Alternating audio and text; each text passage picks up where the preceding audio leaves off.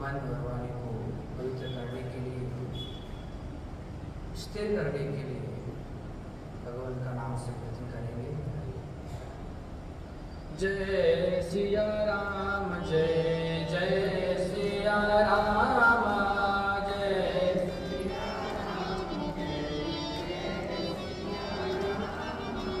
जय सिया राम, जय जय सिया राम,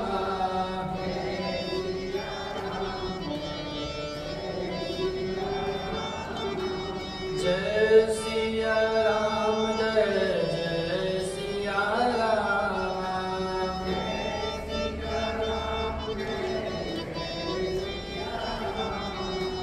जय सिया राम, जय जय सिया राम,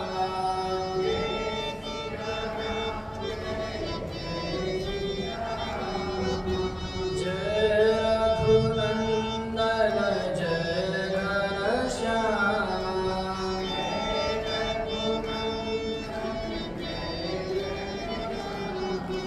जय रघुनंदन जय सिया राम,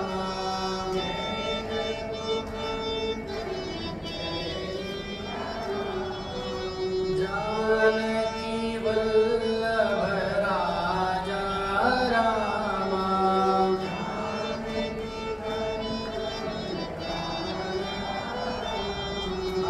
जानकी वल्लभ राजा राम,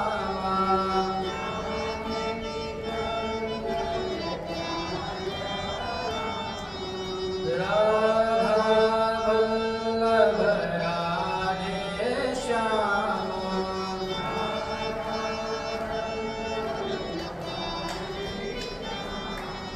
संकट मोचन कृपा निधान,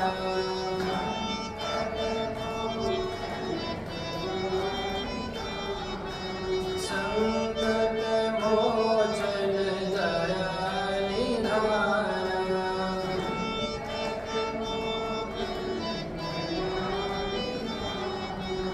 अपना दास बना लो राम,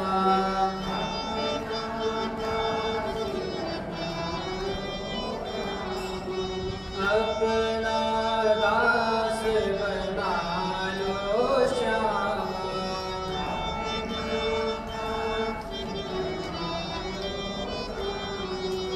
जय सिया राम, जय जय सिया राम,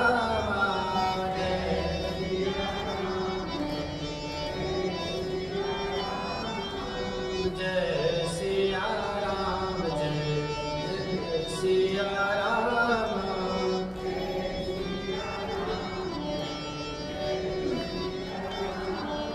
बोले सच्चिदानंद भगवान की, सियावर रामचंद्र भगवान की, श्री काशी विश्वनाथ भगवान की, श्री कृष्णचंद्र भगवान की, जगज्जननी जगदम्बे मात की, अनंत बलवंत श्री हनुमान जी महाराज की, महर्षि श्री वाल्मीकि जी महाराज की, कली पावन अवतार गोस्वामी श्री तुलसीदास जी महाराज की, श्री सद्गुरुदेव भगवान की, सत्य सनातन धर्म की,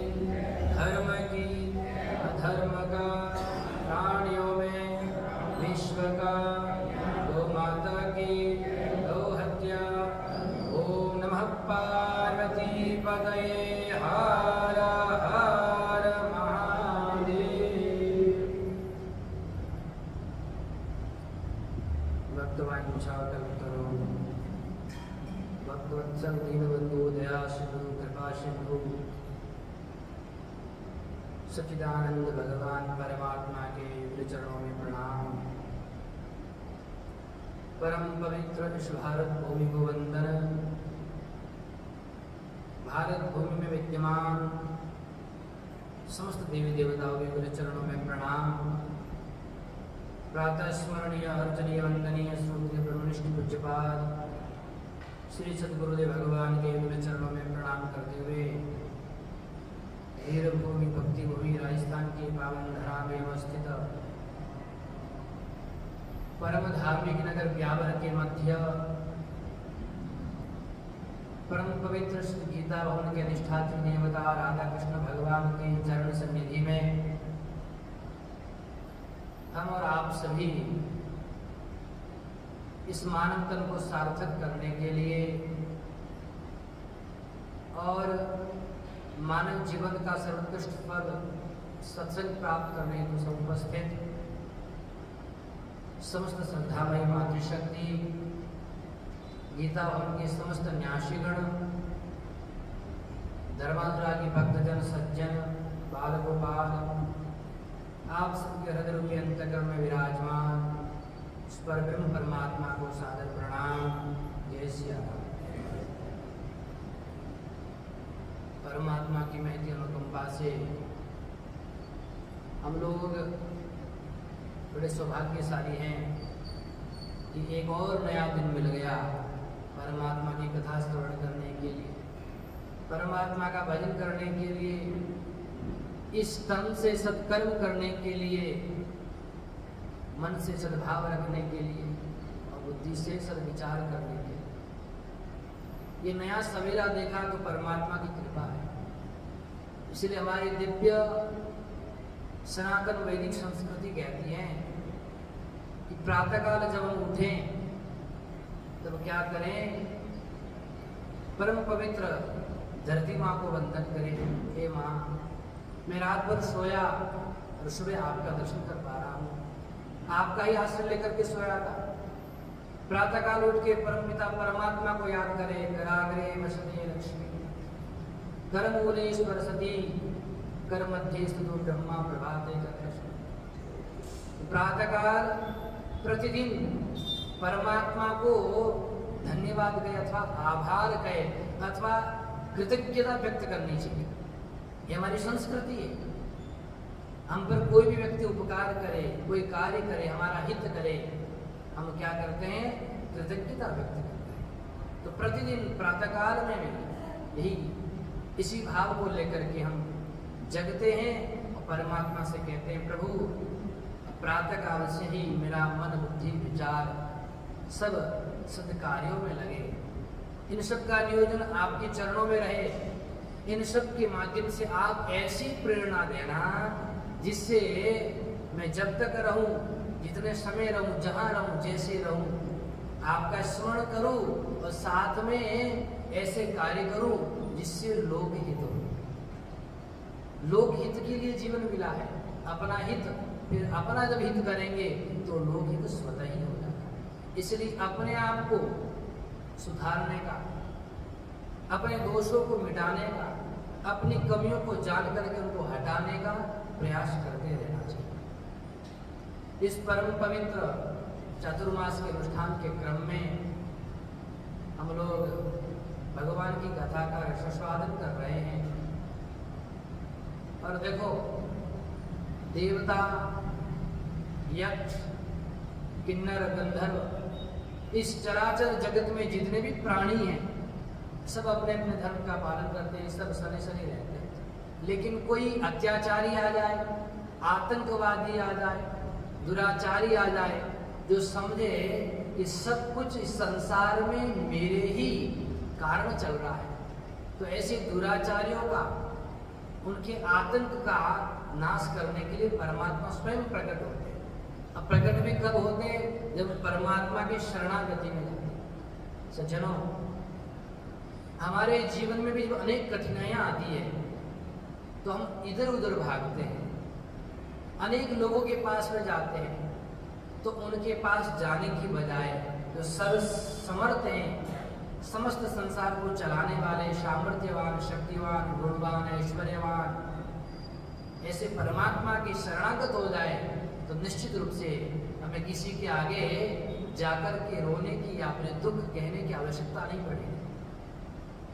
सारे देवता परेशान, ये धरती परेशान, इस धरती पर रहने वाले सारे जीव परेशान। रावण ने इतना आतंक मचा दिया, इतना आतंक मचा दिया। नाम ही रावण है, अर्थात सबको रुलाने वाला, सबको परेशान करने वाला, यह रावण। इस रावण के आतंक से धरती आतंकित हो गई और यह भी समस्त देवताओं के साथ में जाकर के क्या कर रहे हैं, प्रार्थना कर रहे हैं। धरती मैया ने गौमाता का रूप धारण किया और करुण क्रंदन कर रही हैं। सारे देवता वंदन कर रहे हैं, स्तुति कर रहे हैं परमात्मा की। और स्तुति कैसे कर रहे हैं महाराज? भय के कारण, डरे हुए, क्योंकि रावण आकर के सबको त्रास दे रहा है, सबको परेशान कर रहा है, सबको दुखी कर रहा है। इसलिए इन प्रकारेण स्तुति करें, भय के मारे करें, चाहे कैसे भी करें, परमात्मा की स्तुति तो करें, वंदना तो करें। तो सारे देवताओं ने स्तुति की भगवान की, और उस स्तुति में यह भी कहा कि चराचर के स्वामी नहीं, सुर नायक, अर्थात आप हमारे रक्षक, क्योंकि चराचर के कहेंगे तो भगवान तो सबके लिए हैं, लेकिन समस्या हमारी है तो हमारे नायक बनकर के आए आप। चराचर के जगत के तो स्वामी ही है, और चराचर कहेंगे तो परमात्मा सबके साथ में क्या करेंगे, समान व्यवहार करेंगे। और अपने रूप में कहते यदि बुलाते हैं हमारे नेता बनकर के आओ तो हमारी बात सुनेंगे। तो परमात्मा से सारे देवता स्तुति करते हैं। जय जय सुर नायक जन सुखदायक प्रणत बाल भगवंता। जय जय सुर नायक जन सुखदायक प्रणत बाल भगवंता। कोटि चरित कारी जय असुरारी सिंधु सुता प्रिय कंता। पालन सुर धरणी अद्भुत करणी मरम न जानई को। जो सहज कृपाला दीन दयाला करऊ अनुग्रह सो। जय जय विनाशी सबगतवासी व्यापक परमानंदा। अविगत गोतीतं चरित पुनीतं माया रहित मुकुंदा। जय जय जय रागी विरागी अति अनुरागी विगत मोह मुनि वृंदा। निशिबासर ध्यावै गुण गण गावै जयति सच्चिदानंदा। सारद स्तुति शेषा विषय अशेषा जातहु नहीं जाना। जय दीन प्यारे वेद पुकारे द्रवौ सो श्री भगवान। भगवान मंदर सब विधि सुंदर गुण मंदिर सुख कुंजा। मुनि सिद्ध सकल सुर परम भयातुर नमत नाथ पद कंजा। मुनि सिद्ध सकल सुर परम भयातुर नमत नाथ पद कंजा। नमत नाथ पद कंजा। हे परमपिता परमात्मा, आप समस्त सेवकों को सुख देने वाले हैं, हम समस्त देवताओं के नायक है। सब प्रकार से आप क्या हैं, वो ब्राह्मण संत से इनके हितकारी है। अब इनकी रक्षा का समय आ गया है, वो भी परेशान, विप्र देवता संत। रावण ने चारों को त्रास दिया, जो यज्ञ करते थे यज्ञ का विध्वंस कर देता था। अच्छा, यज्ञ का विध्वंस से क्या हुआ? क्योंकि देवताओं को जो बल मिलता है वो यज्ञ के कारण ही मिलता है। हम जो आहुति देते हैं अग्नि देवता में, अग्नि देवता को देने के पश्चात अग्नि देवता सबके अपने अपने जो भाग्य देवताओं के उनको पहुंचा देते हैं। तो सारे देवता भी दुर्बल होंगे, उनके पास भी शक्ति नहीं है। तो आजकल हम लोग भी यज्ञ का जो है विधान जो था सब छोड़ दिया। यज्ञ करने से क्या होगा? देवता प्रसन्न होंगे, देवताओं को बल मिलेगा, और जब देवताओं को बल मिलेगा तो सृष्टि पर समस्त प्रकार की क्या होगी? सुख संपदा होगी। देवता बलवान होंगे, समय समय पर वर्षा करेंगे, समय समय पर जो है अपना कार्य करेंगे। जितने देवता है यदि उनको यदि बल नहीं देंगे, निर्बल हो जाएंगे, परेशान होंगे तो धरती का जो संपूर्ण सृष्टि चल रही है, इसकी व्यवस्था है, यह भी क्या हो जाएगी, अव्यवस्थित हो जाएगी। सारे देवताओं ने परमात्मा की मिलकर के प्रार्थना तो की, लेकिन क्या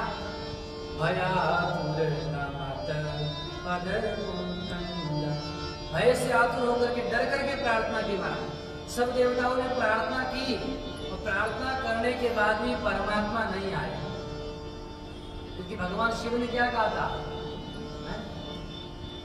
हरि व्यापक सर्वत्र समाना प्रेम प्रकट हुई में जाना। परमात्मा कैसे प्रकट होते हैं, प्रेम से, सब जगह व्याप्त हैं, लेकिन प्रेम से ही प्रकट होते हैं। और देवता विनती कैसे कर रहे हैं, परमात्मा को कैसे बुला रहे, भय से बुला रहे, भयातुर होकर के, परेशान होकर के, दुखी होकर के बुला रहे हैं। तो भगवान आए नहीं, महाराज क्या हुआ, जानी सभय सुर भूमि सुनी बचन समेत स्नेह गगन गिरा गंभीर भई हरनि शोक संदेह हरनि शोक संदेह। सारे देवताओं ने भय से आकुल व्याकुल होकर के परमात्मा की प्रार्थना की। देवता और पृथ्वी को भयभीत जान करके आकाशवाणी हुई है, परमात्मा नहीं आए, परंतु परमात्मा ने क्या स्वयं अपनी वाणी करे, अथवा आकाशवाणी हुई, क्या हुई, देखो परमात्मा क्यों नहीं आया, क्या होता है।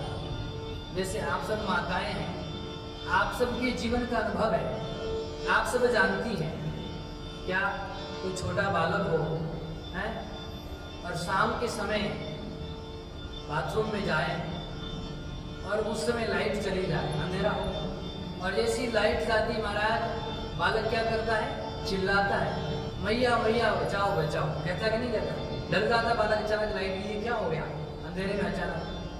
अच्छा ये बताओ, जैसी बालक चिल्लाएगा तो माँ क्या करेगी, बताओ, बोलो, हाँ माँ दौड़ करके जाएगी ना, लेकिन दौड़ करके जाने से पहले माँ क्या करेगी, दौड़ करके जाएगी, वो तो जाना ही है, बच्चे को बचाना ही है। उससे पहले माता कहेगी, बेटा डर मत, हैं बेटा डर मत, मैं आ रही हूँ, मैं हूं ना, डर मत तू, कहती कि नहीं कहती। फिर बाद में माँ जाकर के बच्चे को क्या करती है, गोद लेती है, उसको सहलाती बैठती, डरो मत। लेकिन पहले जाने से पहले माता वाणी से कहती है, बेटा डरो मत। उसी प्रकार परम पिता परमात्मा सच्चिदानंद आनंद हम समस्त सृष्टि के माता पिता जगता पितरो वंदे, ऐसे प्रब्रह्म परमात्मा ने जाने से पहले देवताओं से कहा, क्या जनि डरि पौ मुनि सिद्ध सुरेशा, तुम महिला धरि नरवेशा, जय सिया राम जय जय सिया राम, जय सिया राम जय जय सिया राम। कंसन सहित मनुजय अवतारा, कंसन सहित मनुजय अवतारा, ले हम दिन कर वंश उदारा, ले हम दिन कर वंश उदारा, जय सिया राम जय जय सिया राम, जय सिया राम जय जय सिया राम।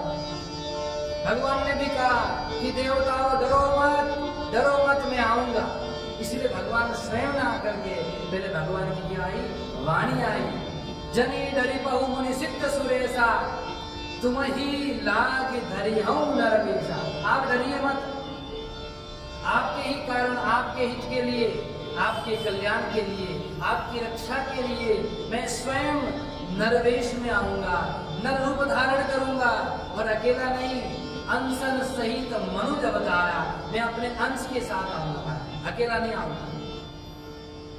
देखो परमात्मा को यदि एक बार भी कोई बुलाता है तो परमात्मा दौड़ दौड़ उसके पास में चले जाते हैं।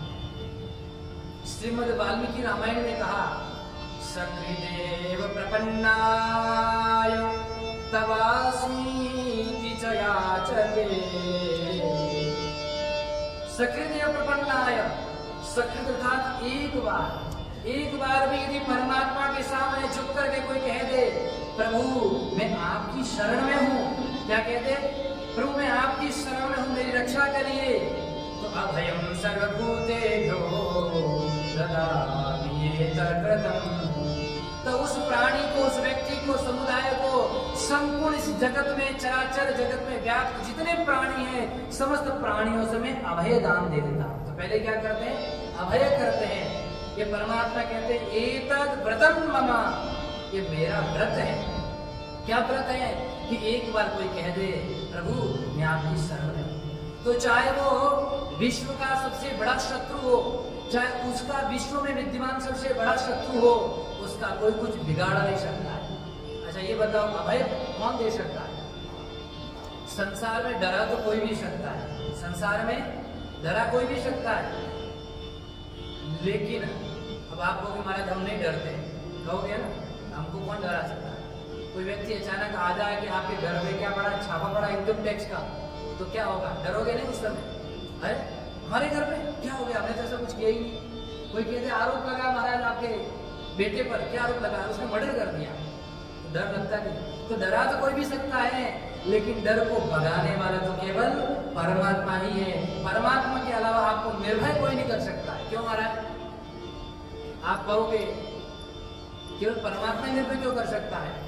जैसे में कोई बड़ा अधिकारी है, इनकम टैक्स का छापा पड़ गया, आपका मित्र है, आपने कह दिया अरे भाई थोड़ा देख लेना, आगे पीछे ऐसा हो, तो वो अधिकारी कहेगा कोई बात नहीं मैं देख लूंगा, ठीक है, थोड़ा बहुत देख लेगा। क्या पता दूसरा अधिकारी तुरंत उसका ट्रांसफर हो गया, तो उस अधिकारी का अधिकार को चला गया, या उससे बड़ा अधिकारी आ गया, तो वह कहेगा देखो पड़ गया छापा, अब कहाँ जाओगे? तो महाराज संसार में निर्भय कौन कर सकता है? जो समस्त संसार को चलाने वाला, जिसको स्वयं को किसी का भय नहीं है, वही निर्भय कर सकता है। देखो छोटे मोटे अधिकारी थोड़ा मोड़ा आपको अभयदान दे देंगे। जैसे किसी ने चोरी की, डाका डाला कहीं, तो गया पुलिस के पास, पुलिस को पैसे दे दिया, या किसी प्रकार से मित्र है, बंधु बांधव है, कहेगा कोई बात नहीं मैं ठीक कर दूंगा। लेकिन बड़ा केस हो गया तो कहेगा मेरे से संभालने वाला बड़ा अधिकारी से बात करना पड़ेगा, वो कहेगा बड़े अधिकारी से बात करनी पड़ेगी। इसका मतलब तुम्हारे पास वो शक्ति नहीं है तुम निर्भय कर सको, तुम केवल उस स्थिति तक लिमिट प्रकार से तुम उसको क्या कर सकते हो? अभयदान दे सकते हो। लेकिन समस्त प्रकार से, और यदि भी कोई आपको बचा भी ले, तो ये बताओ क्या मृत्यु से कोई अभयदान दे सकता है? मृत्यु से कोई बचा सकता है क्या संसार में? मृत्यु से कोई नहीं बचा सकता है, मृत्यु से तो परमात्मा ही बचा सकता है। यद्यपि इस संसार में छोटे मोटे अभयदान देने वाले लोग हैं, लेकिन समस्त प्रकार से निर्भय करने वाले कौन है? परमात्मा है। इसलिए परमात्मा ने कहा कि देवताओं डरो मत, आप डरिए मत, मैं स्वयं अपने अंशों के साथ मनुष्य अवतार लूंगा, रूप धारण करूंगा। सकृदेव प्रपन्नाय तवास्मीति जायते अभयं सर्वभूतेभ्यो ददामि एतत् व्रतं मम। ये परमात्मा का व्रत है, परमात्मा की प्रतिज्ञा हमारा। इसलिए परमात्मा क्या करते हैं? सबकी रक्षा करते हैं। और परमात्मा ने फिर देवताओं से कहा कि मैं नारद जी के वचन को सफल करूंगा। नारद जी ने जो मुझे कहा था, श्राप रूप में जो कहा था, उसको भी मैं करूंगा। और कहा जाऊंगा ये बता दिया।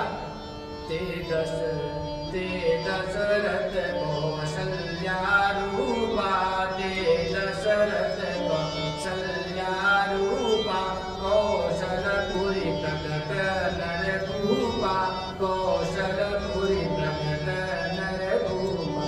मैं स्वयं परम पवित्र भाव से जो दशरथ जी अयोध्या के नरेश के रूप में आएंगे, कौशल्या माता आएगी, उनके कौशल्या माता के बालक के रूप में प्रकट होगा। और तीन के गृह दरिया जाई, जय सिया राम, जय सिया राम, रघुकुल तिलक सुचारी भाई, जय सिया राम, जय सिया राम।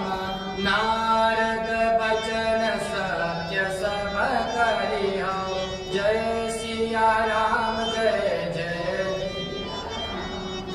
परम शक्ति समेत अवतरी हो जय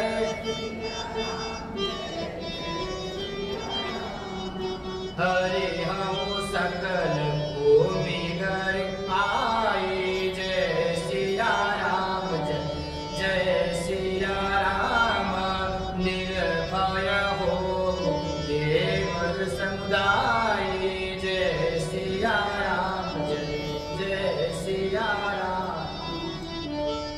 इस प्रकार महाराज भगवान ने कहा कि नारद जी के वचन को सत्य करने के लिए भी आऊंगा और शक्ति समेत आऊंगा। शक्ति कौन? माता भगवती जगत जननी जानकी जी, ये भी आएगी, प्रकट होगी। और मैं अपने 4 रूप में, एक स्वयं में और 3 अन्य रूप में, क्योंकि मनु जी ने क्या मांगा था? 2 वर मांगे थे, प्रभु तुम ही समान। तो परमात्मा अच्छा मुझे मांग रहे हो, तो बीच में संकोच कर लिया भक्त ने मांगने में। तुम ही समान सुख, आपके समान सुख चाहता। मन में तो है कि भगवान आप स्वयं पुत्र रूप में आए, लेकिन वाणी से प्रकट हुआ आपके समान सुख चाहता। तो परमात्मा आपके मन में विद्यमान मनोरथ को भी पूर्ण करते हैं और वाणी से आपने जो वचन कहा उसको भी पूर्ण करते हैं। तो परमात्मा ने कहा मैं स्वयं बेटा बन करके आऊंगा और मेरे समान सुख चाहते हो तो भरत जैसे कोई अर्थात राम ही के अनुहारी, भरत जी साक्षात भगवान रामचंद्र जी के ही समान है। इसलिए परमात्मा ने कहा कि मैं 4 रूप में प्रकट होऊंगा और देवताओं को अभिदान दिया। उनको कहा कि आप लोग शांत होकर के आनंदित हो जाइए, अब किसी प्रकार की चिंता मत करिए, अब चिंता की कोई बात नहीं होगा। अब देखिए जितने देवता थे उन देवताओं को ब्रह्मा जी ने कहा, क्या कहा? देखो भगवान ने तो अपना काम कर लिया कि परमात्मा अवतरित होंगे, प्रकट होंगे, लेकिन अब परमात्मा के प्रकट होने के पहले हम सबको जाना है। क्यों? परमात्मा का स्वागत कौन करेगा? परमात्मा किसके लिए जा रहे हैं? हमारे आपके लिए जा रहे हैं। इसलिए सब देवता हैं, परमात्मा नर रूप में आएंगे और सब देवता इतना तो काम कर सकते हो, वानर तो बन जाओ परमात्मा के लिए। तो आप अलग अलग रूप धारण करके महाराज तब ब्रह्मा धरणी समुदावा अभय भई भरोसे जी आवा। सब लोग शांत हो गए, अभय प्रदान किया और उसके बाद में ब्रह्मा जी ने कहा, क्या कहा? देखो कौन कौन बनेगा बताओ। तो भगवान शंकर सबसे आगे आए।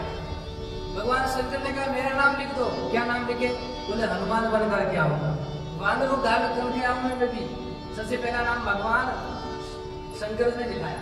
अच्छा भगवान शंकर दूसरे रूप में भी तो आ सकते थे, मंत्री रूप में, किसी सरकार रूप में आ सकते थे सहायता करने के लिए, लेकिन वानर रूप में क्यों आए? ये भगवान शंकर ने तभी निश्चय कर लिया था। कब? जब नारद जी को वानर रूप दिया था भगवान ने, और जब वानर रूप दिया तो माया देख भी नहीं रही थी उनकी तरफ में, तब शंकर जी ने निश्चय कर लिया ये रूप ठीक है, इस रूप को धारण करके जाएंगे महाराज तो माया हमारी तरफ देखेगी भी नहीं, फिर माया के वशीभूत नहीं होंगे। इसलिए यदि बंदर बन गए तो यही सुंदर रूप है। मैं भी भगवान का बंदर बनूंगा, क्योंकि भगवान के वानर बन करके क्या होगा महाराज? सुंदर बन जाएंगे। तो वानर विकल्प नर, ये क्या है? विकल्प से नर हुए, एक नर होते हैं और विकल्प से नर। तो इसमें भी इनमें भी वानर के समान शक्ति, सामर्थ्य, अद्भुत भक्ति विद्यमान थी। तो भगवान शंकर ने कहा हनुमान रूप में आऊंगा, मेरा नाम पहले लिख दो। अच्छा ब्रह्मा जी ने कहा ठीक है, आप हनुमान बन करके आएंगे तो मेरा भी नाम लिख दो दूसरा। किस रूप में? बोले जामवंत के रूप में मैं आऊंगा। तो ब्रह्मा जी जामवंत के रूप में आते हैं। इंद्र से पूछा तुम सूर्य देवता आपका क्या विचार है कि नहीं? अब जब स्वयं भगवान शंकर जा रहे, ब्रह्मा जी जा रहे, मना कैसे करे? आना ही पड़ेगा। सूर्य ने कहा मेरा नाम सुग्रीव लिख दो, सुग्रीव मेरा अंश के रूप में प्रकट होगा। और इंद्र ने कहा बाली रूप में मेरा अंश प्रकट होगा, मैं भी आऊंगा, भगवान की सेवा करूंगा। तो महाराज सारे जो देवता हैं क्या वानर तन धरि धरि मई हरिपद सेवो जाए, और जाओ तो क्या करो? भगवान की सेवा के लिए तैयारियां करो बढ़िया से जा करके। गए देव सब निज निज धाम, जय सिया राम जय सिया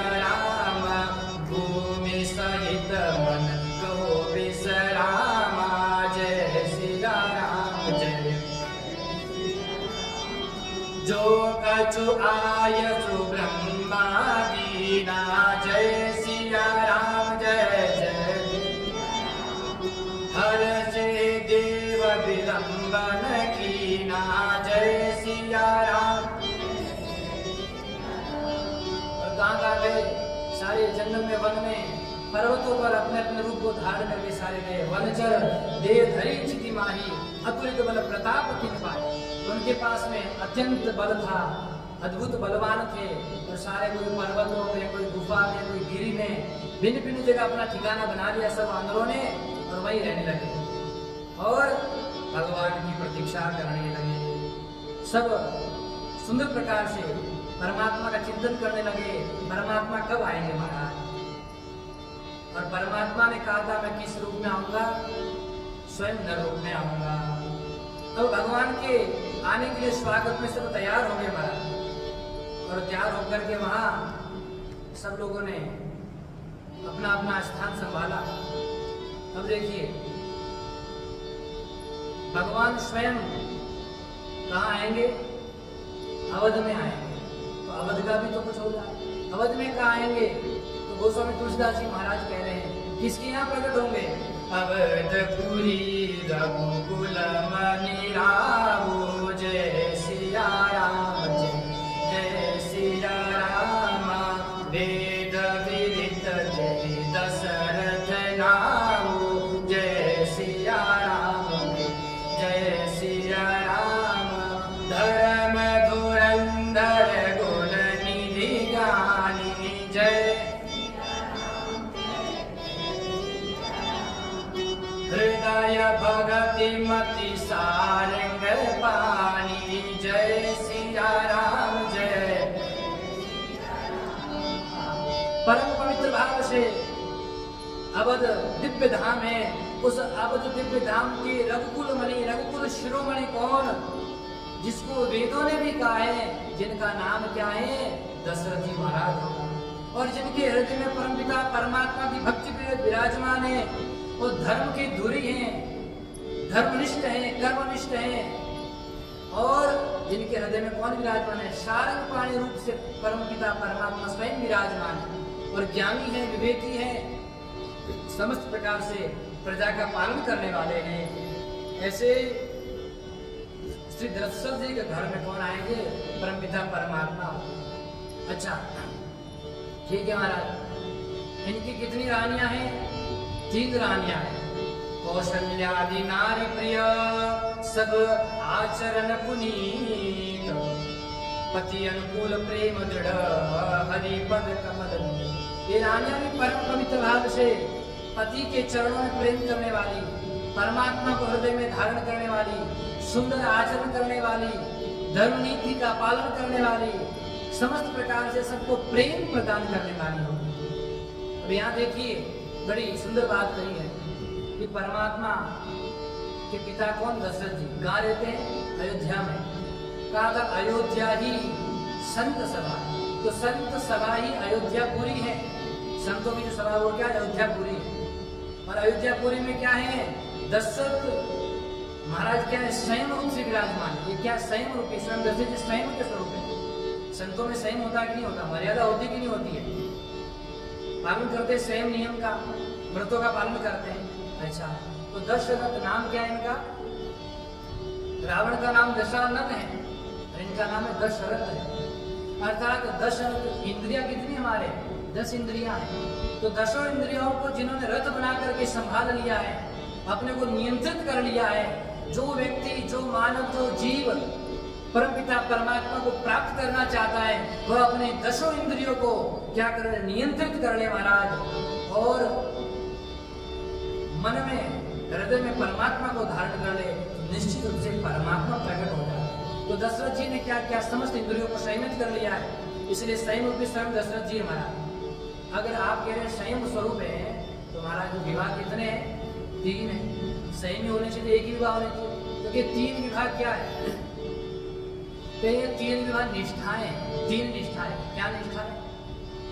हमारे उपनिषदों में कहा है 3 ज्ञान कांड, उपासना कांड और कर्म कांड 3 है। तो ज्ञान निष्ठा, उपासना निष्ठा और कर्म निष्ठा, ये तीनों ही निष्ठा है। साक्षात कौशल्या जी, कैकेयी जी और सुमित्रा जी, ये तीनों निष्ठा के रूप में है। जिस व्यक्ति के जीवन में ये तीनों निष्ठाएं हो, क्या? ज्ञान निष्ठा, धर्म निष्ठा और कर्म निष्ठा। धर्म अर्थात उपासना है, भक्ति कहते तो उपासना, ज्ञान, भक्ति और कर्म, ये तीनों होना जरूरी है। केवल भक्ति से काम नहीं चलेगा, ज्ञान नहीं तो क्या करोगे? केवल ज्ञान हो जाए, आपको कर्म कर रहे हो पर आपके जीवन में भक्ति नहीं है तो जीवन ही निष्फल है महाराज। तो क्या करेंगे महाराज? वेदत्रयी सिद्धांत है, ज्ञान, भक्ति और कर्म। ज्ञान है लेकिन कर्म नहीं करते हैं तो जीवन किस काम का? कर्म करते हैं लेकिन ज्ञान नहीं तो बिना उल्टा सीधा कर्म कर रहे हो। और ज्ञान कर्म दोनों है लेकिन जीवन में भक्ति नहीं है तो मुर्दे के समान परमात्मा कैसे प्राप्त होंगे? भक्ति तो चाहिए ना। तो ये वेदत्रयी सिद्धांत है। इसी वेदत्रयी सिद्धांत को श्री दशरथ जी महाराज ने अपने जीवन में अपनाया है। जो तीन विवाह, यही तीन निष्ठाएं हैं। क्या करते हैं महाराज? ये आपके जीवन में तीन निष्ठाएं क्या करती है? तन के माध्यम से क्या होगा? सत्कर्म होगा, मन के माध्यम से सद्भाव होगा और बुद्धि के माध्यम से सद्विचार होगा। पहले भी मैंने निवेदन किया था, ये तीन निष्ठाएं हैं। इन तीन निष्ठाओं के माध्यम से जिस व्यक्ति ने अपने जीवन में धारण कर लिया तो महाराज संयमी साधक संत रूपी सभा में रह करके धर्म रूपी उपासना, धर्म, उपासना और ज्ञान को इनसे यदि संबंध जोड़ लेता है तो साक्षात परमात्मा उसके जीवन में प्रकट हो जाते हैं। इसलिए दशरथ जी घर में परमात्मा स्वयं आते हैं महाराज। भगवान की प्राप्ति करने के इन तीनों को होना अत्यंत आवश्यक है, इनके बिना जीवन ठीक नहीं है। अब किसी ने कहा महाराज, क्या कहा? देखो दशरथ जी कौन है? मनु जी है कि नहीं? और कौशल्या जी क्या? शत्रुपा। तो भगवान ने इनको वचन दिया था ना आने के लिए। परमात्मा ने कहा था मैं आऊंगा, यदि आप जब अयोध्या के नरेश बनोगे तब जाकर के मैं स्वयं आऊंगा। तो भगवान से किसी ने कहा प्रभु आपने वचन दिया है और वचन दे करके भी आप गए नहीं हैं। आपने वचन कितनी बार दिया है? 3 बार वचन दिया आपने। क्या? सत्य सत्यपन सत्य हमारा, ये हमारा सत्य वचन है। क्या सत्य वचन है? मैं आऊंगा, निश्चित रूप से आऊंगा। तो आपने 3 बार वचन दिया, 3 बार वचन देने के भी बाद आप नहीं जा रहे हैं तो क्या यही आपकी मर्यादा है? ये आपकी मर्यादा प्रभु? आप तो मर्यादा पुरुषोत्तम कहलाते हैं। मर्यादा आपकी कहाँ गई? 3 बार वचन के बाद भी आप किसी प्रकार से इनके यहाँ गए नहीं। और आश्चर्य की बात तो यह है, क्या आश्चर्य की बात, कि इनका चौथापन आ गया है। क्या आ गया है? अब चौथी अवस्था आ गई है। 60,000 वर्ष के बाद में दशरथ जी महाराज को पुत्र की प्राप्ति होती है। कितने हजार? 60,000 वर्ष। कितने होते हैं? अनंत। तो किसी ने यही कहा कि प्रभु क्या आपकी यही मर्यादा है? प्रभु ने कहा मैं मर्यादा के कारण ही तो नहीं जा रहा हूं। तो उनका कौन सी मर्यादा? का मर्यादा यही है कि जब तक दशरथ जी गुरुदेव के घर नहीं जाएंगे, जब तक गुरुदेव के दर पर नहीं जाएंगे, तब तक मैं दशरथ के घर पर नहीं जाऊंगा। यही तो मर्यादा है। इसलिए जब दशरथ जी गुरुदेव के दर पर जाते हैं तब स्वयं परमपिता परमात्मा प्रकट होते हैं। उसी प्रकार हम भी यदि जब तक गुरुदेव के दर पर नहीं जाएंगे हमारे जीवन में भी परमात्मा प्रकट होने वाले नहीं है। गुरु के बिना परमात्मा प्राप्त नहीं होंगे महाराज। आपको परम पवित्र भाव से महाराष्ट्र के एक दिव्य संत की घटना सुनाऊं। आपने नाम सुना होगा श्री नामदेव जी महाराज का। परम पवित्र भक्त थे, परमात्मा का इतना भजन करते थे, इतना भजन में लीन रहते थे कि साक्षात विठ्ठल भगवान उनसे वार्तालाप करते थे, उनसे बात करते थे। आओ नामदेव कैसे? प्रभु बस ठीक है, आपकी कृपा से ठीक चल रहा है। और कहाँ दर्शन देते थे? पंढरपुर में, जो ठाकुर जी का विग्रह है पंढरपुर में। भगवान की कृपा से मुझे भी जाने का अवसर मिला। महाराष्ट्र में 3 वर्ष तक रहा, आलंदी क्षेत्र में। और आलंदी क्षेत्र भी परम पवित्र क्षेत्र है। उस आलंदी क्षेत्र में परम पवित्र भाव से ज्ञानदेव जी महाराज ने जीवित समाधि ली है। वे भी परमात्मा के स्वरूप ही हैं। तो महाराज नामदेव जी महाराज भगवान से साक्षात वार्तालाप करते थे। तो एक बार संत सभा हुई। उस संत सभा में अनेक संत विराजमान थे और मुक्ताबाई ज्ञान देवी जी की जो बहन है, संत ज्ञान देवी जी महाराज उनकी बहन है, तो वे और गोरा कुमार जो थे मिट्टी का घड़ा इत्यादि बनाते थे, कुम्हार थे, तो वहां गए तो मुक्ताबाई ने पूछा, चाचा जी ये किस काम आता है ना, ये किस काम आता है, ये जो है ना ये किस काम आता है? तो कहा भैया ये जो है घड़ा देखने के काम आता है, ये घड़ा कच्चा है कि पक्का है, इसको हम देखते हैं ऐसे करके तो पता चल जाता है कि घड़ा कच्चा है। अच्छा ठीक है, हाथ में लिया और जितने संत बैठे थे सब संतों को एक एक बार करके प्रसाद देने लगी, एक एक करके से देखने लगे, हाँ ये ठीक है पका हुआ घड़ा है, ये पका हुआ घड़ा है, पका हुआ, तुकाराम ठीक है, एकनाथ जी पका हुआ। और जैसे नामदेव जी के ऊपर ऐसे लगाया, नामदेव जी को क्रोध आ गया और कहते एक कच्चा घड़ा है, पका हुआ नहीं। अच्छा आप निर्णय करोगे मैं कच्चा हूँ कि पका हूँ, आप बताओगे मेरी भक्ति पक्की कि कच्ची है? क्रोधित हो गए महाराज। सबने कहा देखो हाँ भाई ये घड़ा तो कच्चा है, ये सिद्ध हो गया। अब सब आनंदित होकर के कह रहे हैं और नामदेव जी परेशान, मुझे कच्चा घड़ा कैसे कह दिया? भाई साक्षात विठ्ठल भगवान मेरे से वार्तालाप करते हैं, वे रात दिन मेरे से जब मैं चाहूँ तो प्रकट होकर के वहां बात करते मेरे से घंटों घंटों, आपने मुझे कच्चा घड़ा कैसे कहते हैं? सबने कहा देखो बात तो सत्य है, यदि भी भगवान आपसे बात करते हैं लेकिन अभी आप पके हुए नहीं। वो रोते रोते भगवान के पास गए, पंढरपुर गए, विठल जी के पास में। विठल जी प्रकट हो गए, क्या बात है नामदेव जी बड़े उदास हो? प्रभु क्या बताए उदास, आप तो सब जानते, क्या जानते, चलो बताओ बताओ। प्रभु मैं अभी भी कच्चा हूँ, सारे संत मुझे कह रहे हैं कि कच्चा हूँ। आप मेरे साथ में साक्षात वार्तालाप कर रहे हैं, प्रकट होकर के जब मैं चाहूँ तो बात करें, फिर भी आप सब लोग कह रहे कच्चा है। देखो नामदेव बुरा नहीं मानना, वैसे तुम भी कच्चे खड़े हो। अच्छा प्रभु आप भी कह रहे हैं, पक्षपात कर रहे हैं, आप उनका पक्ष ले रहे हैं, आप अपने भक्त का पक्ष नहीं लेंगे। देखो पक्षपात की बात नहीं है, वास्तविकता यही है कि तुम भी कच्चे हो। तो प्रभु मैं पक्का होने के लिए क्या करूं? मेरे जीवन में परिपक्वता कब आएगी? कहा देखो गुरु धारण करना पड़ेगा। कहा प्रभु मैं गुरु किसे बनाऊं? बोले जाओ विश्वभा नाम के एक महापुरुष हैं, उनके पास जाकर के उनको गुरु बना। नामदेव जी महाराज घूमते घूमते गए, नाम पूछते हुए विश्वभा के पास में, और वहां जाकर के पता किया एक गांव में मंदिर था, शिव मंदिर था, जैसे अपने यहाँ भगवान का मंदिर है ना, ऐसे शिव मंदिर था। वहां जाकर के देखा, किसी ने बताया कि मंदिर में बैठे भजन कर रहे हैं वो। अच्छा भजन कर रहे हैं, ऐसे गुरु को तो बनाएंगे, जाओ।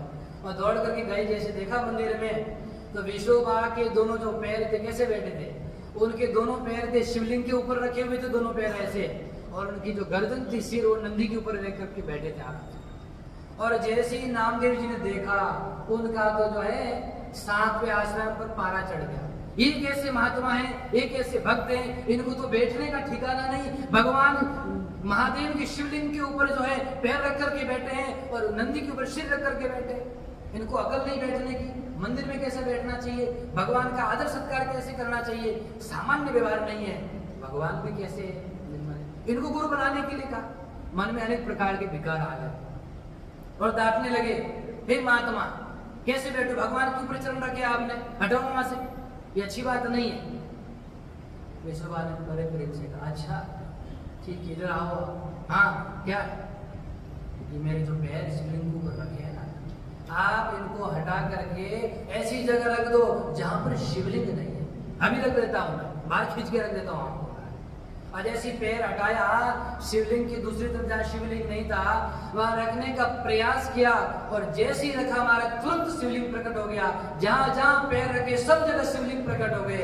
अब नामदेव जी महाराज तो घबरा गए, ये क्या हो रहा है, ये कौन सा चमत्कार है। तब जाकर के चरणों में झुक के प्रणाम किया, प्रभु अब हो गया, अब मैं आपको गुरु बनाऊंगा। मैं समझ गया। क्या समझ गए? आप मेरे गुरु बनने लायक। अच्छा किसने कहा? ठीक है, तब कहा और तब उपदेश दिया। विश्वभा ने यही कहा कि तुम केवल पंढरपुर में ही भगवान को देखते हो, एक जगह भगवान को देखते हो, भगवान सभी जगह विद्यमान है, भगवान एक जगह नहीं है। तब उन्होंने भी कहा, क्या कहा, हरिरापद सर्वत्र समाना, हरिरापद सर्वत्र समाना, जय सिया राम, जय सिया राम।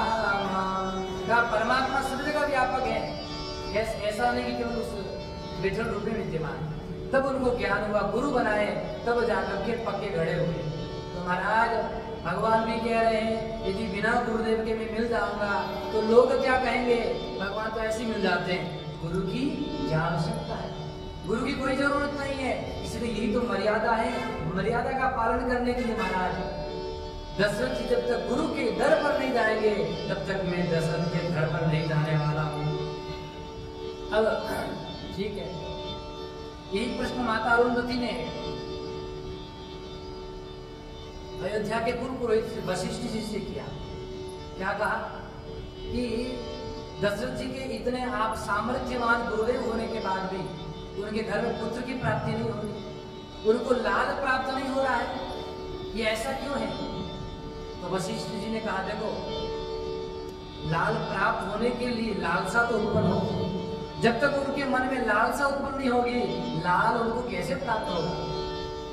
माता अरुंधति कहती है अरे लालसा तो है, लेकिन कहते वैसी लालसा नहीं है जैसी लालसा से लाल प्रकट हो। यदि वैसी लालसा हो जाएगी तो तुरंत लाल प्रकट हो जाएगी।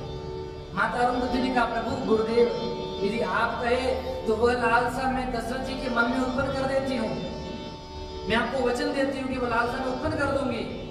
तो वशिष्ठ जी ने कहा देवी यदि वह लालसा आप उत्पन्न कर देती हो तो मैं भी वचन देता हूँ कि साक्षात ठाकुर जी को भी उनके घर के में लाल के रूप में मैं प्रकट कर देता हूँ, मेरा वचन है। ठीक है। माता अरुंधति अपने पौत्र को लेकर के राजभवन गई। राजभवन जाकर के कौशल्या की जो तीनों माताएं हैं उनके पास में बैठी, लाला को खिलाने लगी बड़े प्रेम से और आनंद से बैठी थी। उसी समय कुछ देर बाद दशरथ जी महाराज आए और दशरथ जी महाराज से छिपाते हुए माता अरुंधति ने उस बालक को क्या काटा, चुटकी काटा। क्या बोलते, चुटकी बोलते हैं ना?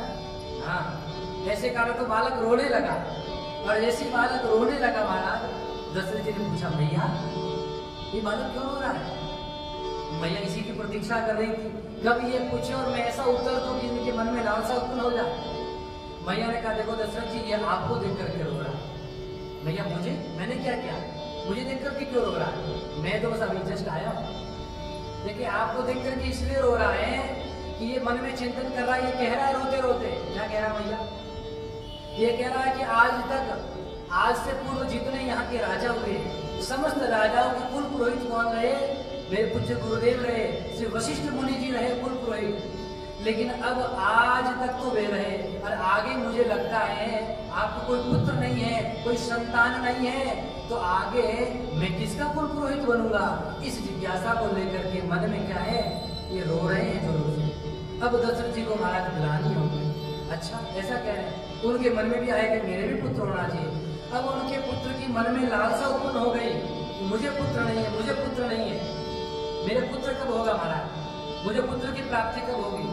तब ही गोस्वामी जी महाराज लिखते हैं एक बार उपति मन माही जय सिया राम जय सिया राम भेगलानि मोरे सुतनाही जय सिया राम जय सिया राम गुरु गृह गय तुरत पाला जय सिया राम जय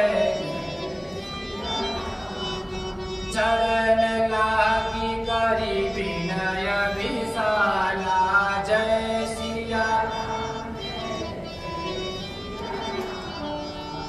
तब महाराज माता की कृपा से दशरथ जी के मन में लालसा उत्पन्न हो गई। ये साधारण सी बात है। क्या साधारण सी बात है? यही कि आगे मैं किसका पुरोहित बनूंगा। इस साधारण सी बात ने दशरथ जी के मन में असाधारण लालसा उत्पन्न कर दी और जैसे उत्पन्न हो गई तो महाराज क्या हो गया? अब देखो लालसा उत्पन्न हुई, इसके संत महापुरुष अनेक कारण बताते हैं, एक कारण नहीं है। क्या क्या कारण है? तो एक बार की बात है, भगवान रामचंद्र जी की एक बहन थी, दशरथ जी की एक पुत्री थी जिसका नाम था शांता। क्या नाम था? याद रखना, केवल 4 भाई ने, एक बहन भी थी। तो रक्षाबंधन का समय अभी गया कि नहीं गया? अभी राखी गई है। तो ऐसी राखी का समय आया था तो बहन शांता ने कहा पिताश्री मैं किसको राखी बांधूं? रक्षाबंधन आने वाला है, मेरे तो कोई भाई नहीं है, मैं किसको रक्षा सूत्र बांधूंगी? तब उस समय भी दशरथ जी के मन में ग्लानि हुई कि मेरे पुत्र नहीं। अनेक कारण, एक कारण ये भी है और एक कारण यह है कि महाराज जितनी रानियां थी सब रानियों ने भगवान दशरथ जी से कहा, क्या कहा कि हे महाराज देखो पुत्र कितने प्रकार के होते हैं, 3 प्रकार के होते हैं, नागपुत्र, भावपुत्र और औरस पुत्र, 3 प्रकार के पुत्र होते हैं। अब दशरथ जी महाराज के नागपुत्र भी है, भावपुत्र भी है, क्यों? सब प्रकार से सेवा करने वाले सेवक तो है ना, तो सेवक पुत्र समान ही है। भाव से प्रेम करने वाले पुत्र हैं तो भाव समान भी है, लेकिन स्वयं का पुत्र नहीं है। कौन? जो वंश का प्रवर्तक हो, जो उनके वंश को आगे बढ़ाए। तो माता कौशल्या ने कहा, हे राजन, अब आप जब तक है तब तक तो आपके पितरों का तर्पण आप कर रहे हैं, उनका श्राद्ध आप कर रहे हैं, लेकिन आपके जाने के बाद आपके पितरों का तर्पण कौन करेगा? उनको श्राद्ध कौन देगा? ये आगे हमारा वंश कैसे चलेगा? ये समाप्त हो जाएगा। इस बात को लेकर के भी दशरथ जी के मन में ग्लानि उत्पन्न हुई। तो इस प्रकार जैसे ग्लानि उत्पन्न हुई महाराज, दुख हुआ, तो दुख को लेकर के कहाँ गए? गुरुदेव के पास में गए। कहाँ जाना चाहिए? कहाँ जाना चाहिए? आपने संसार में दुख सुनाने तो किसको सुनाने चाहिए महाराज? गुरु के पास में सुनाना चाहिए, अपने हितैषी को ही सुनाने चाहिए, हर किसी को दुख नहीं सुनाना चाहिए। संसार में हम क्या करते हैं? प्रत्येक व्यक्ति के पास में अपना दुख सुनाते हैं और उस दुख से और दुखी हो जाते हैं, क्योंकि संसारी क्या करते हैं? संसारी महाराज हमारे दुख को और बढ़ाते हैं, हमारे दुख को सुन करके उपहास करते हैं, हमारे दुख में सहयोगी ने बन करके सुख को और बढ़ाते हैं। हमारा देखो, कोशिशे कोई लाखों भले ही करे, कोशिशे लाखों कोई भले ही करे, किंतु सदगुरु की कृपा बिना बात बनती नहीं, सदगुरु के कृपा बिना बात बनती नहीं। ग्रंथ पढ़ ज्ञान पा लेना आसान है,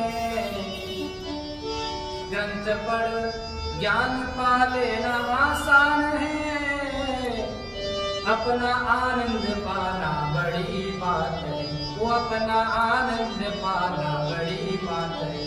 और तप को जल से, तन को जल से धुलाना, अब शरीर है ना, शरीर को प्रतिदिन धोते के स्नान कर देना, तो तन को जल से धुलाना सरल है मगर आप स्नान करा लेंगे, परंतु मन को निर्मल बनाना बड़ी बात है, वो मन को निर्मल बनाना बड़ी बात है।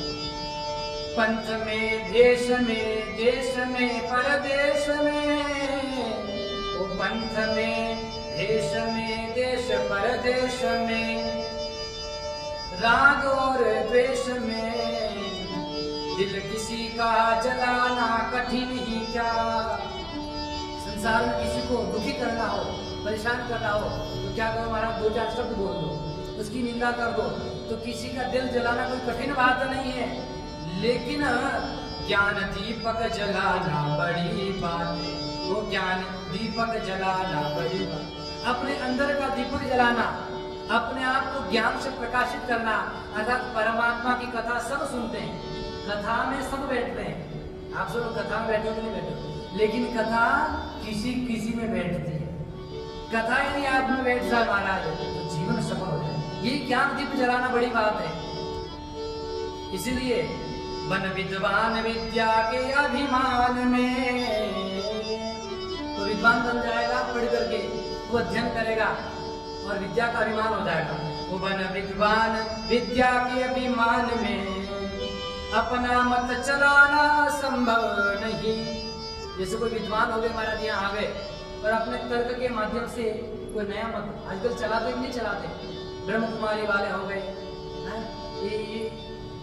ये रामपाल हो गए जो अपने आप को कबीर जी मानते हैं। अलग अलग प्रकार से सब लोग क्या अपना अपना मत चलाते, विद्वान हो गए, अपने अपने तर्क से अपना मत ही चलाते हैं लोगों ने। वैदिक सनातन मत है, इसके अनुसार नहीं चलते, लेकिन अलग ही मत चला दे। लेकिन संयम रहित धर्म की राह पर चलना बड़ी बात है। संयमित होकर के जो वैदिक सनातन धर्म है इसका पालन करके, धर्म का आचरण करके, सत्यनिष्ठ होकर के, कर्म का पालन करके, परोपकारी होकर के, जीवन में तन मन वचन से अहिंसा का पालन करके जीवन जीना बहुत बड़ी बात है। इसलिए क्या करना है ये कौन बताएगा, ये सब कैसे चलेंगे। सुन गुरु वचन मोह की नींद को, ये सब कैसे हटेगा ज्ञान की निद्रा का। गुरुदेव के वचन को सुनेंगे, सतगुरु वैद्य वचन विश्वासा, गुरुदेव के वचन पर विश्वास कर लिया तो मोह रूपी निद्रा का त्याग हो जाएगा, ममता रूपी निद्रा हट जाएगी। जो ममत्व रूपी निद्रा, मोह रूपी निद्रा, ज्ञान रूपी निद्रा है, इन सब का नाश हो जाएगा महाराज। सुने गुरु वचन मोह की नींद को, त्याग कर जाग जाना बड़ी बात है। इनको मोह रूपी निद्रा को त्याग कर जागना बहुत बड़ी बात है। इसलिए महाराज कहाँ गए, गुरु गृह गया वो तुरंत महिपाला, जय श्री राम चरण लागी करी विनय विशाला, जय श्री राम। गुरुदेव के पास में तुरंत दौड़ करके अब समस्या का समाधान कौन करेंगे, गुरु ही कर सकते हैं।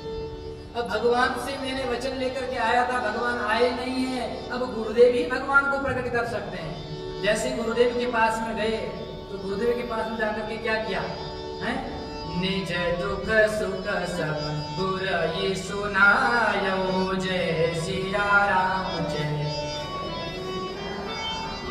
अपना सुख दुख सब गुरुदेव को सुनाया महाराज। तो सुख क्या है, दुख क्या है, निज सुख दुख, अपना जो सुख दुख था दोनों ही गुरुदेव को सुना दिया। दुख क्या सुनाया महाराज, दुख यह सुनाया कि प्रभु भगवान नहीं मिले अभी तक। पूर्वजन्म में तपस्या की थी, परमात्मा आने का वचन दिया था, लेकिन भगवान मिले नहीं, परमात्मा की अभी प्राप्ति नहीं हुई। ये दुख सुनाया। और सुख क्या सुनाया, भगवान नहीं मिले लेकिन आप मिल गए। तो आप कौन, बोले भगवान नहीं मिले लेकिन भगवान को मिलाने वाले गुरुदेव मिल गए, यही मुझे सुख प्राप्त हुआ है। अब आप मिल गए तो परमानंद भी प्राप्त हो जाएगा। अब देखो दुख से सुख की ओर आया हूँ, दुख से सुख की ओर आया हूँ, और सुख से गुरुदेव अब आप परमानंद की ओर ले जाइए। बोले सदगुरुदेव भगवान। अपना दुख गुरुदेव को सुनाया महाराज। गुरुदेव ने कहा, क्या कहा, हे नरेश धरो धीर होई हई सुत चारी, धरो धीर होई हई सुत चारी, जय सिया राम जय, जय सिया राम जय, सिया राम जय। त्रिभुवन विदित भगत भयहारी, त्रिभुवन विदित भगत भयहारी, जय सिया। गुरुदेव ने कहा, अरे राजन धीरज रखो, धीरज रखो, हाँ धीरज रखो। और यहाँ तक आए और थोड़ा और धीरज रखो। अरे गुरुदेव कितना धीरज रखूं, आप देख नहीं रहे हैं क्या, चौथापन आ गया है, बुढ़ापा आ गया है, अब कितना धीरज रखूं। धीरज धरते धरते मैं भी धरती में चला जाऊंगा गुरुदेव, कब भगवान मिलेंगे। थोड़ा धीरज। बोले चौथेपन तक आपने धीरज धरा। बोले हाँ गुरुदेव, यदि आपने चौथेपन तक धीरज धरा है अब तक, लेकिन अब मेरे वचन से धीरज धरिए।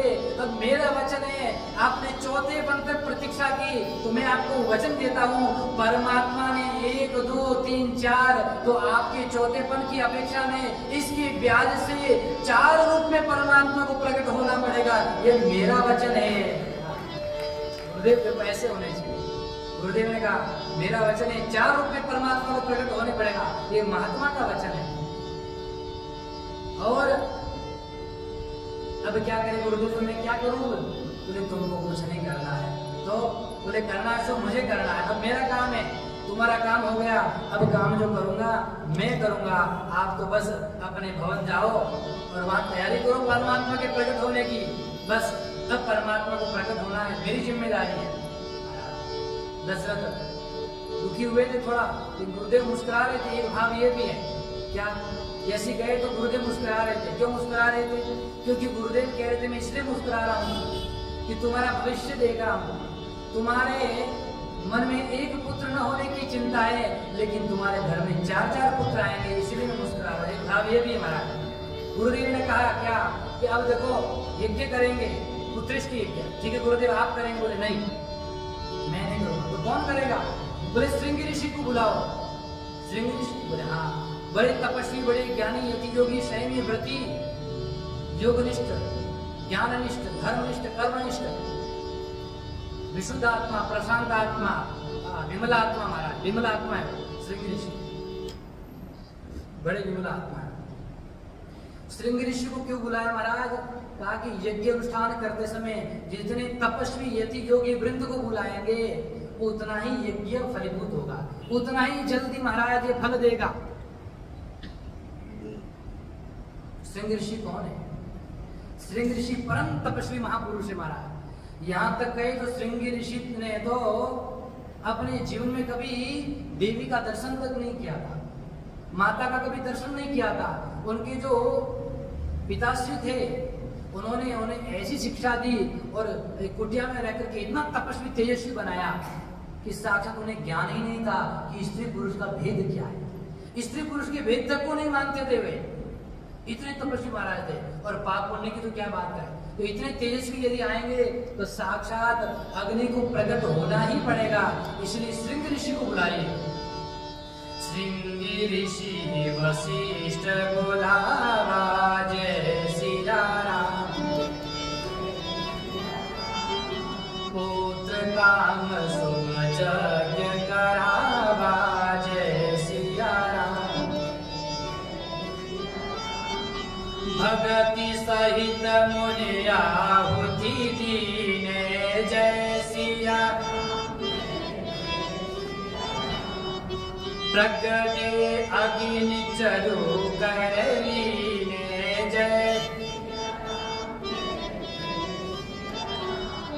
जैसे महाराज श्रृंगी ऋषि को बुलाया, उनको कहा कि हे ऋषिवर आपको पुत्रिष्टि यज्ञ करना है, और श्रृंगी ऋषि के माध्यम से बैठाए, आहुति कर दिलाई, और साक्षात वशिष्ठ ऋषि ने आहुति दी। क्यों महाराज? दशरथ जी के माध्यम से आहुति दिलाने का संकल्प किसका था? वशिष्ठ ऋषि का संकल्प था कि मैं वचन देता हूँ कि 4 पुत्र होंगे, जिसका संकल्प होता है उसी को कार्य करना होता है। संसार में भी हम क्या करते हैं? भोजन पानी करते हैं तो हम खुद ही करते हैं। अच्छा कोई व्यक्ति जाता है ना भगवान के पास में, तो मेरी तरफ से भी प्रणाम करके आ जाना, महाराज जी को धूप लगा देना। अच्छा गंगा जी जा रहे हो, हाँ मेरी तरफ से 4 डुबकी लगा के आ जाना, ठीक है। लेकिन जब भूख लगती है, काम पर होते हैं, तो कोई ऐसा नहीं कहता। ऐसा कहते हो कभी किसी को नहीं सुना होगा, आज बहुत बिजी हूँ महाराज, इतना व्यस्त हूँ काम धंधों में, क्या बोले बिल्कुल समय नहीं है, तो 2 पराठा मेरी तरफ से खा लेना। कोई कहता है ऐसा? बताओ, सुना किसी को? कोई नहीं। इसलिए महाराज भोजन भजन खुद को ही करना पड़ता है। तो वशिष्ठ ऋषि ने संकल्प किया था, आहुति भी उन्होंने दी। आहुति देने के बाद जैसे आहुति दी और उस अग्नि से साक्षात अग्नि देवता प्रकट हो गए, और अग्नि देवता प्रकट हुए क्या लेकर के? हाथ में खीर लेकर के प्रकट हुए, और प्रकट होकर के कहने लगे कि ये जो खीर है इसको राजा दशरथ को बोलो कि रानियों को खिला दे, उनको पान करा दे। जैसे ही पान कराएंगे महाराज, तुरंत इसके प्रभाव से परमात्मा प्रकट हो जाएंगे। यह विपाटी देहु नृप जाई, जय सिया राम, जय सिया राम, जथा जोग जी भाग बनाई, जय सिया राम, जय सिया राम। का यह भी है, इसको क्या है? इसका विभाग करो। अब 3 रानियां हैं, विभाग कैसे किया महाराज? विभाग किया, पहले जो हवि था, खीर थी, उसके 2 भाग किए। कितने भाग? उस 2 भाग में से जो आधा भाग था, उस आधे भाग को माता कौशल्या को प्रदान किया, और जो आधा भाग बचा था उसमें से फिर 2 भाग किए। आधा बचा था ना, उसमें से 2 भाग किए, एक को माता कैकेयी को दिया और उसमें से जो आधा बचा था उस आधे भाग को लेकर के राजा दशरथ ने माता कौशल्या और माता कैकेयी से हाथ लगवाया और उनसे हाथ लगवा करके कहा आपका भाग है क्या आपका भाग है, और उनका भाग किसको दिया? माता सुमित्रा जी को दिया। और देकर के तीनों रानियों को क्या है पर्याप्त खीर का पान करा दिया और उधर अग्नि देवता अदृश्य हो गए और सब महाराज परमानंद में मग्न हो गए, बड़े आनंदित हो गए। राजा ने सबको बुला करके दे दिया, सारे भाग खीर दे दी। अब महाराज देखो बड़ी सुंदर बात है, परमात्मा किससे प्रकट हुए? खीर से प्रकट हुए। किससे? खीर से प्रकट हुए। खीर क्या है महाराज? खीर में क्या क्या पड़ता बताओ? आप लोग तो बनाना जानते हो ना, क्या क्या पड़ता है बोलो? चावल, दूध और चीनी, 3 होते हैं ना, बाकी तो डालते रहो काजू बादाम साइड से, वो अलग है।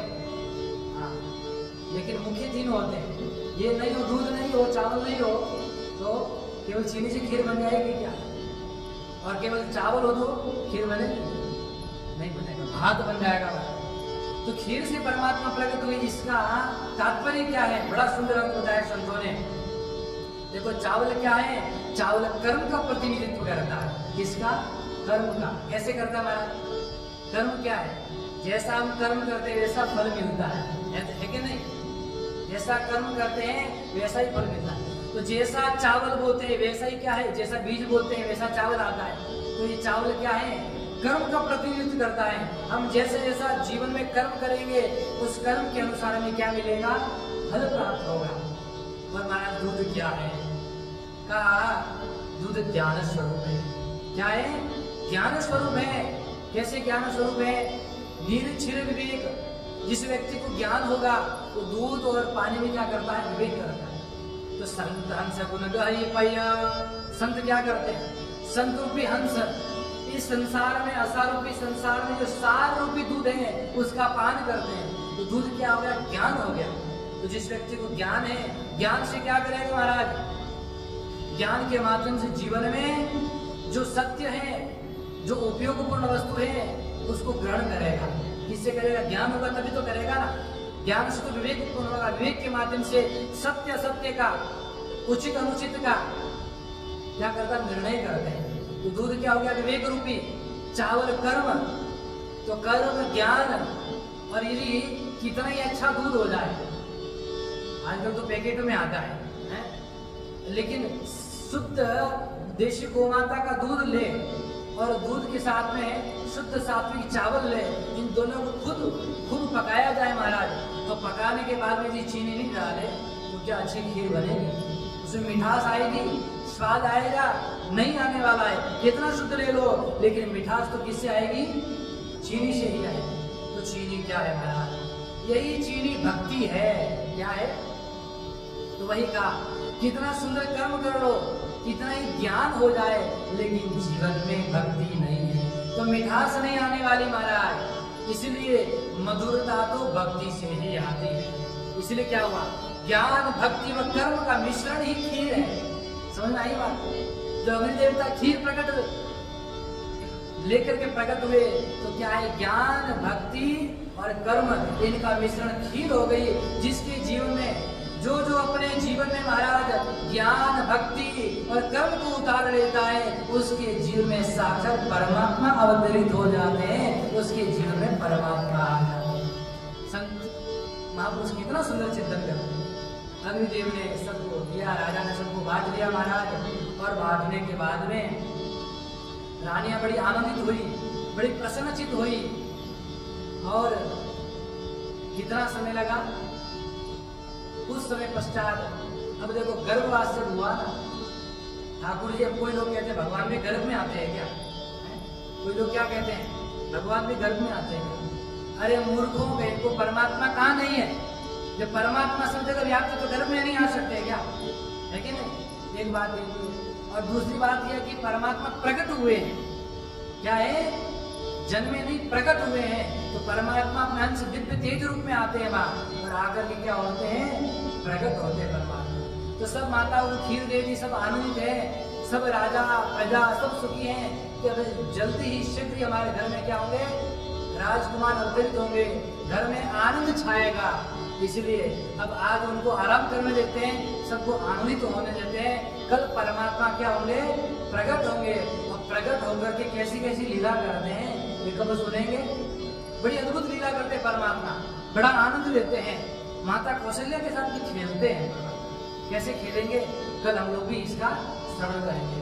बोले सच्चिदानंद भगवान, सियावर रामचंद्र भगवान की, काशी विश्वनाथ भगवान की, कृष्णचंद्र भगवान की, जगजननी जगदम्बे मात की, अनंत बलवंत श्री हनुमान जी महाराज की, महर्षि श्री वाल्मीकि जी महाराज की, कली पावनावतार गोस्वामी श्री तुलसीदास जी महाराज की, श्री सद्गुरुदेव भगवान, सत्य सनातन धर्म, धर्म की अधर्म का प्राणियों में विश्व का, गौ माता की गौ हत्या, गौ